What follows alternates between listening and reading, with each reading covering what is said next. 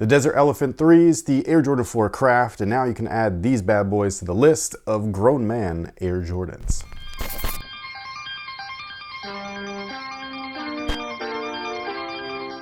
Yo, what's good guys? My name's Chris. Welcome back to the official WearTesters.com YouTube channel. Today we got a detailed look and review on a pair of shoes that I actually bought sight unseen, which is really rare as far as the internet goes, because I saw these right after I'd purchased them. But at the time of purchasing them, I didn't know what these look like. And I have to say, after getting them in hand, they get better the more that I look at them, but that first glance, boy, that was weird. They were jarring. But the box is traditional as far as an Air Jordan 2 or an original pair of Air Jordan 2s. However, they changed things up. Obviously, this is the all black stuff. So this release actually reminds me a lot of the other versions of the Air Jordan 2 lows that we've been seeing. There's even some recycled parts and things like that, but we'll get into that in a minute. The paper though is really cool. I don't know really what it's supposed to symbol. You're the flower person.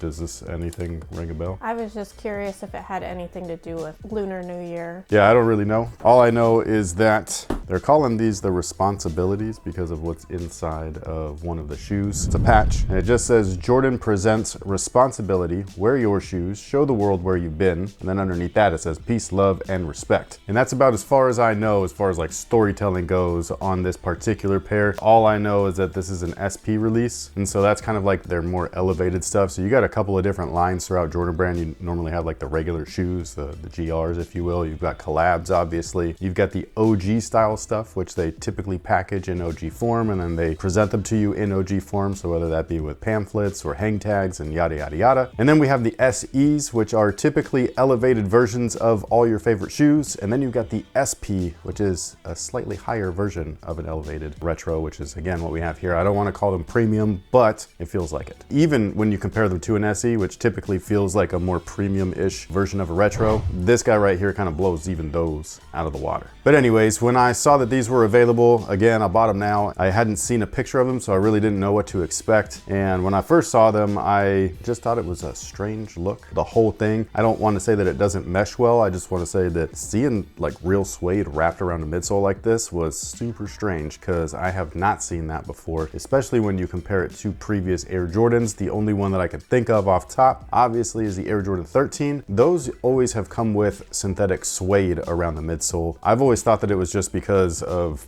wear and tear. Like, why would you put something this nice on an area of the shoe that's gonna get super scuffed and beat up because they're performance shoes? And when you pull these out of the box, you obviously feel it. Like, there's gonna be some portions you're not gonna be able to see it, but like, it's such a hairy suede that like some areas are flat. And so you're like, oh, did the suede rub off? And then when you start to rub your finger across it, it fluffs up the hair and things like that. So if this was on something like an Air Jordan 13, especially originally back in 98 when people were playing in their shoes, then I don't think that this would have been a overall good look just because it would have been up pretty quickly. As far as a casual shoe goes though, I think that it looks pretty nice. I would be interested in seeing something like this applied to the Air Jordan 13 as like a really elevated premium release. It'd be kind of actually sick if, you know, those wheat versions are coming back out, the real wheats, the white and wheat ones. But if those were an SP release or wound up being an SP release where they use like really nice genuine suede around the midsole like this.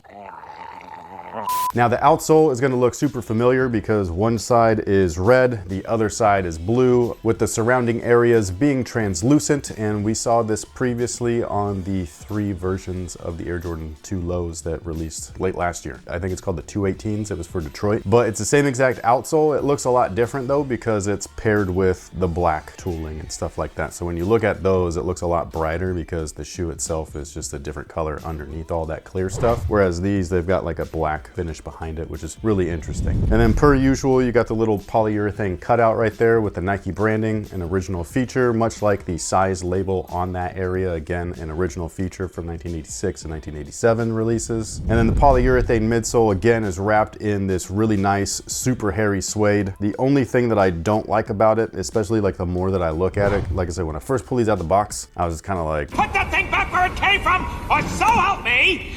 And then the more that I look at them, obviously in true Jordan fashion, you start to like get warmed up to them. However, I don't like the split. I don't know if you can see it. Well, now I can't unsee it. Exactly. The material itself though, really nice. However, the comfort level of the polyurethane in this shoe, it's just like the other ones, man. It's just not comfortable. I don't know why. I don't know what they're doing with these that's different. Like when I looked at the box label, these are made in the same area or same location as the Air Jordan 2 Chicago's, and that shoe is so comfortable that I love wearing them on a daily basis. This though, like when I wore the Titan ones, like I was just like, bro, I can't wait to take these off. They are not comfortable at all. So it's kind of a bummer. However, inside of that polyurethane midsole is a heel air unit, and then the insole is actual polyurethane, not the Dream Cell stuff. I know, like it's like, what the f? Like, this is not an original color. So you're telling me that only on the special releases, you get the best of their stuff. Now, when you're moving on up to the rest of the upper, the materials, much like the midsole, feel elevated as far as material usage. So we've got a lot of really nice nubuck all over the shoe, which is awesome. It feels good, it smells good. Even the laces are like semi-waxed. You also get an extra set of them. Also, the lace tips look very familiar again. They're just reusing stuff. It's a little cheaper to do that. Both insoles are different, by the way. So one does have the patch, and for whatever reason, Nike Air's on the other one. You gotta be fucking kidding me.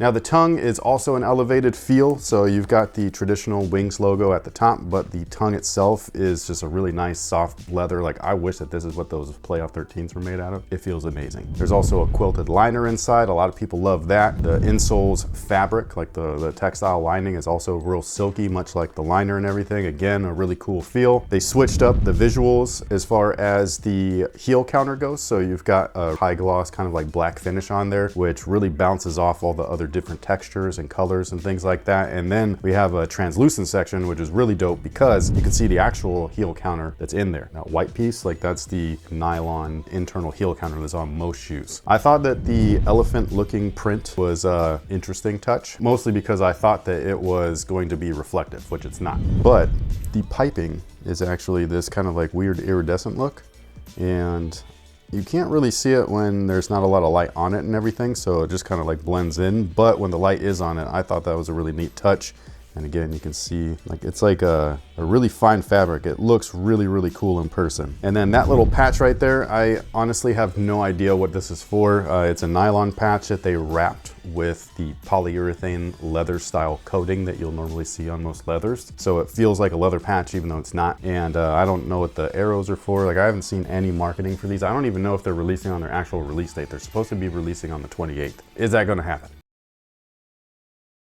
Now, as far as fit is concerned, they fit true to size. Like I was saying before though, they're not quite as comfortable as the Air Jordan 2 in the Chicago colorway or the original colorway. Will they get better over time? I mean, I'm sure that they'll get a little bit more comfortable, a little bit more broken in, but the Chicago's, right when I put them on, they were kind of like plush and bouncy feeling. So I just think that the densities of the polyurethane midsoles are just a little bit different. Again, they probably firmed this one up so that the glue that was attaching all of this suede doesn't detach the suede. Like that's the only thing that I can think of. But again, if you go true to size, you should be good to go. Whenever they release, I hope that anybody that truly enjoys something like this is able to grab a pair. I doubt that these will sell out, because if an OG colorway isn't selling out, then you pretty much know that these are going to sit as well. Because it is an SP release, they are going to be increasing the price as well, so it's going to be a little bit more than the traditional current retail model price.